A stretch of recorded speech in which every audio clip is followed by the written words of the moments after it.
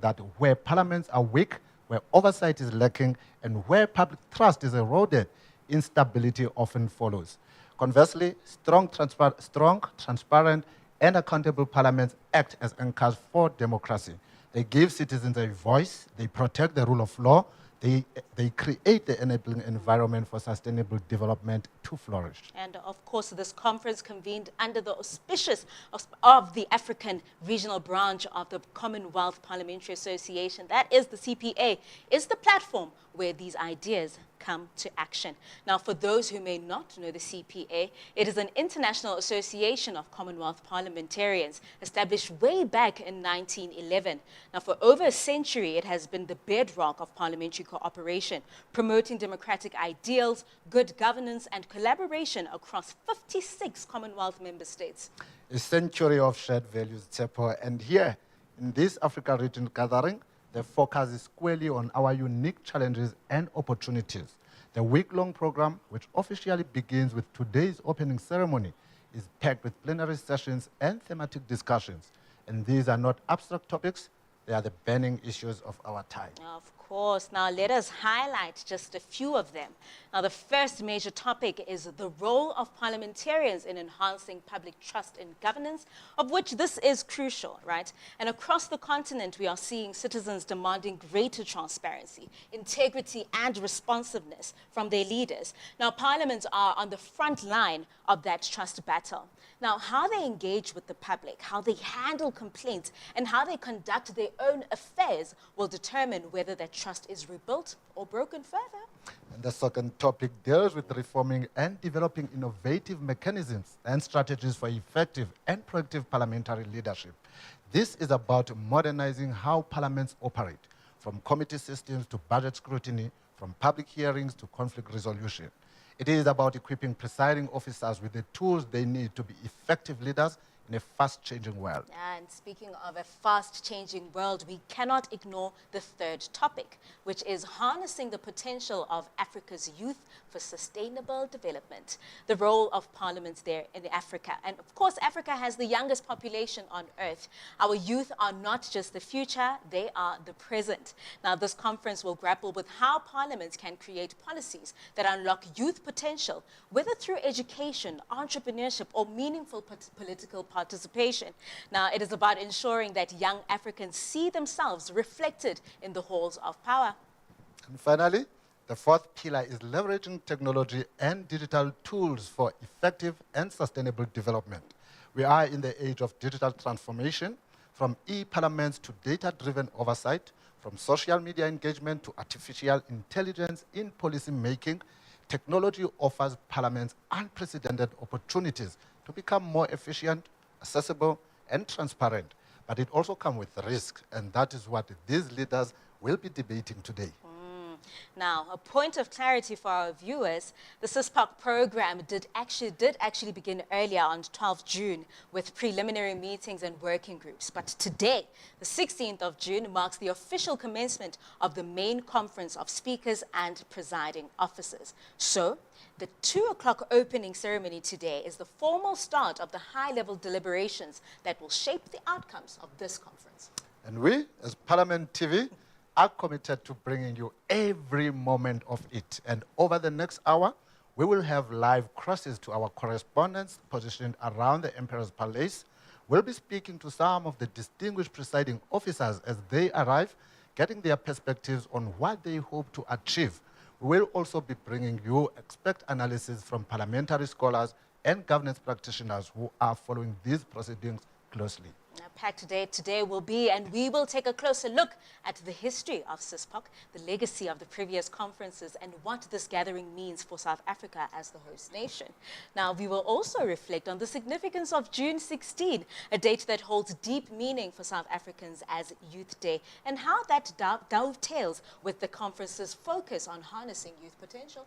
And so, to our viewers across South Africa and the Commonwealth, whether you are watching on DSTV channel 408 or our digital platforms at Parliament of RSA or our social media channels, we invite you to stay with us. This is live, this is historic, and this is African Parliamentary Leadership in Action. And of course, you're watching Parliament TV's special build-up to the 19th Cspoc Africa region. The ceremony is about 30 minutes away, and we will bring you interviews and insights into today and the week's proceedings. Now, earlier this week at the media briefing, the chairperson of the National Council of Provinces, Honorable Refilwe Mthweni-Zipane, gave some more insight into the conference. Stay tuned.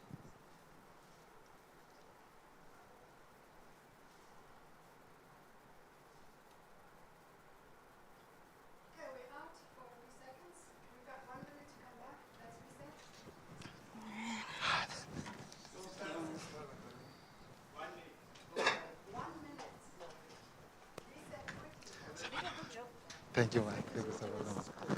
Thank you.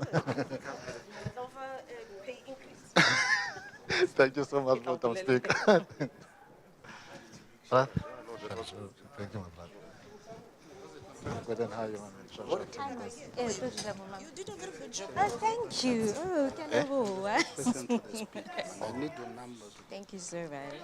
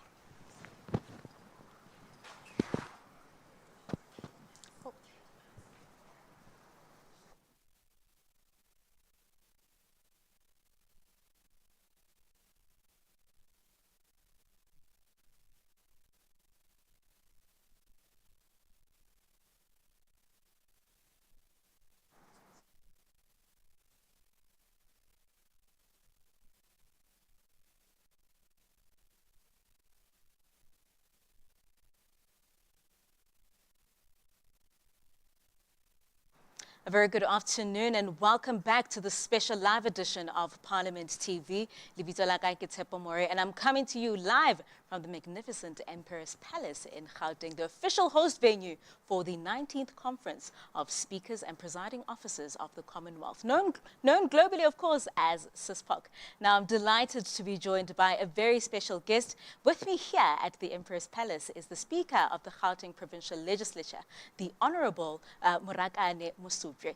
Honourable Speaker, thank you so much for joining us here at Parliament TV. Thank you very much, and good afternoon to you and afternoon to your viewers. Of course, Speaker, this is the first time in history that Cspoc is here and as the sub-national legislature, of course, you have been granted the honor of co-hosting this conference, alongside with the National Parliament, of course. Now, you have described this as a big moment. What does that mean for the Gauteng legislature and, of course, the national legislature as well? Look, for the national legislature, national parliament, it is their responsibility. So they were going to meet at some stage according to the constitution of the CPA. So what happened was about 2 years ago, we were in the Gambia in one of our meetings, and Botswana was supposed to be the next host. But Botswana had just come out of their national elections. And they then, tabled the motion that they will be unable to host. And we were sitting right next to Botswana in terms of our sitting order, and we had a Setswana discussion with them. Yes. And we said, as sister countries, would you mind us, hosting the Cspoc on your behalf? And they graciously agreed. So fortunately, Honorable Zipane was also in the meeting as the president of the CPA representing South Africa as the national branch. We consulted her and she also graciously agreed. So we had to immediately sit down with Botswana and plan on how this was going to unfold. Yes. So for us as a sub-national branch, the CPA, it is an honor as Gauteng. We had the wherewithal of it and we felt that we should be doing it. But remember also in September, the CPA will be coming to South Africa. So for us, this is just a step towards the global conference. Yes. So it works very well and augurs very well for us as legislatures and parliaments. One other thing that we're going to be doing or proposing, I don't know, I hope I don't get into trouble for sharing this with you, but what we're going to propose also is that legislatures at provincial level should also be considered going forward, because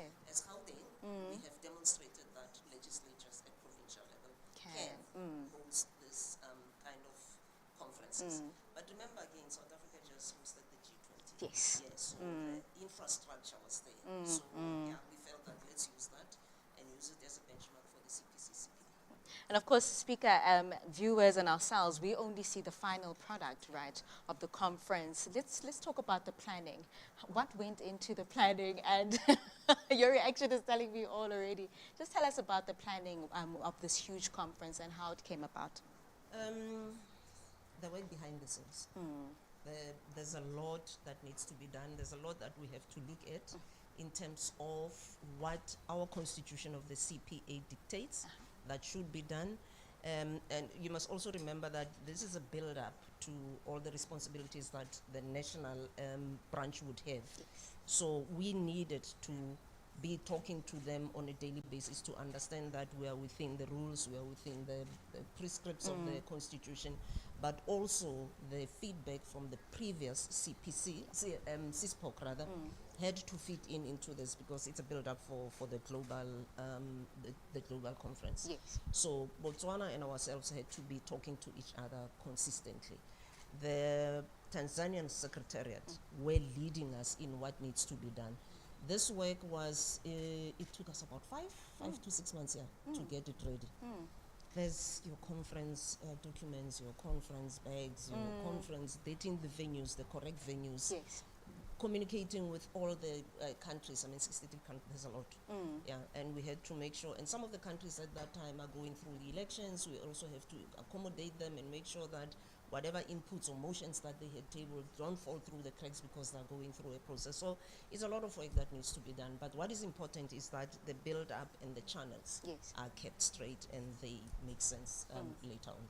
And of course, you spoke about ensuring that you get the right venue, right, to hold the conference. Now, why Emperor's Palace, right? And I think I'm asking you this question because already, I mean, today we're celebrating 50 years since the Soweto uprising. And at the same time, this year we're commemorating 30 years since the adoption of the Constitution. Now, when you walk through the hallways of Emperor's Palace, there's the Kodesa. Why Emperor's Palace? Yeah, you spoke about, you know, behind the scenes work. This was one of them. Yeah, we looked at different venues within Gauteng and there are plenty. We could have used any and all of them could have been appropriate. Yes. But then exactly what you were saying, the commemoration